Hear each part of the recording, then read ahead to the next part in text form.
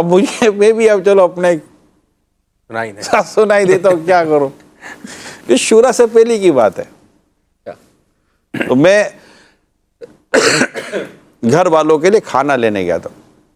मुझे लगता है कि शायद एक ही हफ्ता हुआ होगा नया मोबाइल मैंने लिया था, और उस वक्त का लेटेस्ट मोबाइल लिया था मैंने। हाँ, मेरा बिजनेस था, तो गाड़ी में गया था, घर वालों के लिए खाना ले रहा था मैं।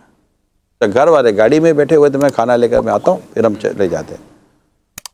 तो मुझे ऐसा गुमान है कि जैसे नहीं आदमी जो काउंटर पे खड़ा हो जाता है, अब मैंने खुद ही बोला चल मैं तेरे को जो निकालना है निकाल ले। इतने पहले हेवी मोबाइल भी नहीं होते थे कि निकल जाए तो चलो कुछ भी लगे गया, कुछ हल्का फुल्का सा हो गया। तो अच्छा, मैं ये खाना वाना लेकर सारा गाड़ी में जैसे बैठा कि चलते हैं, जैसे हटाला मोबाइल गायब। अब गायब तो गायब, फिर